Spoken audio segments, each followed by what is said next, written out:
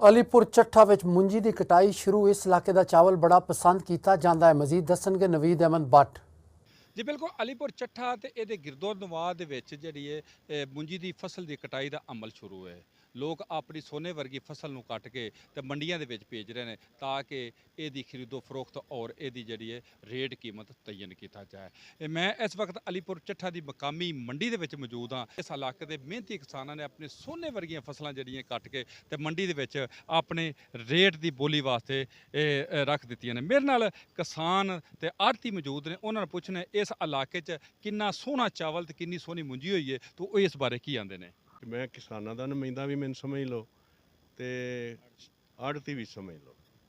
इस बारी फी एकड़ पैदावार बहुत ज़्यादा हो रही कि किसान जिहड़ा नुकसान गंदम च होया ਉਹਦੀ भी कंपनसेशन हो रही है।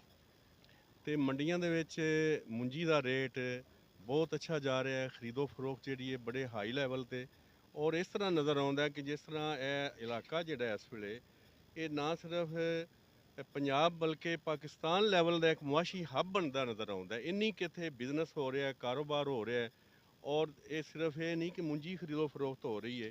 ज़मीनदार हज़रात को जिहड़े पैसे आ रहे हैं चावल की कटाई तो बाद उहदे नाल बाकी बिजनेस से भी बड़े पॉजिटिव असरात मुरतब हो रहे हैं।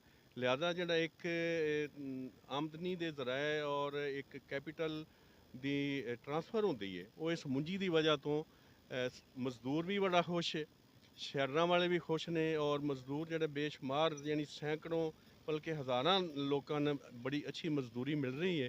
और इस तरह नज़र आता है कि इस सीज़न में जिस तरह एक खास अल्लाह ताला की रहमत हुई है कि जिस किसान की आमदनी भी बढ़ रही है, आड़ती हज़रात का भी बिजनेस बहुत अच्छा चल रहा है और लेबर क्लास भी बड़ी खुश है।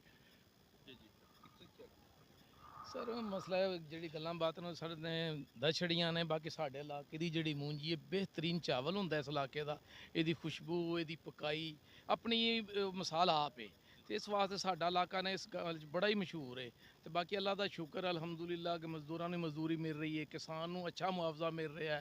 तो इस तरह बेहतरीन हो गया काम। ਜੀ ਇਹਨਾਂ ਦਾ ਆਖਣਾ ਸੀ ਕਿ ਇਹ ਇਲਾਕਾ ਜਿਹੜਾ ਹੈ ਕਾਸ਼ਤਕਾਰੀ ਦਾ ਹੱਬ ਹੈ, ਇਹ ਜ਼ਰਾਅਤ ਪਾਕਿਸਤਾਨ ਦੀ ਰੀੜ੍ਹ ਦੀ ਹੱਡੀ ਵੀ ਹੈ ਤੇ ਇਸ ਵਕਤ ਜਿਹੜਾ ਨਾ ਕਿਸਾਨ ਵੀ ਖੁਸ਼ਹਾਲ ਹੈ ਔਰ ਉਸ ਤੋਂ ਬਾਅਦ ਆੜ੍ਹਤੀ ਮਜ਼ਦੂਰ ਸਭ ਖੁਸ਼ਹਾਲ ਨੇ ਕਿ ਇਸ ਇਲਾਕੇ ਦਾ ਜਿਹੜਾ ਸੋਨੇ ਵਰਗੀ ਫਸਲ ਹੈ ਉਹ ਮਾਰਕੀਟ 'ਚ ਆ ਰਹੀ ਹੈ ਤੇ ਲੋਕ ਇਸ ਮਾਰਕੀਟ ਤੇ ਆਪਣੀ ਮਜ਼ਦੂਰੀ ਕਰਕੇ ਬੜੇ ਖੁਸ਼ ਨੇ ਔਰ ਉਮੀਦ ਕਰ ਰਹੇ ਨੇ ਕਿ ਇਹ ਇਲਾਕਾ ਜਿਹੜਾ ਹੈ ਇਹ ਖੁਸ਼ਹਾਲੀ ਦੀ ਇੱਕ ਨਵੀਦ ਲੈ ਕੇ ਆਵੇ ਕਿ ਜਿਸ ਤਰ੍ਹਾਂ ਫਸਲ ਅੱਛੀ ਹੈ। ਜੀ।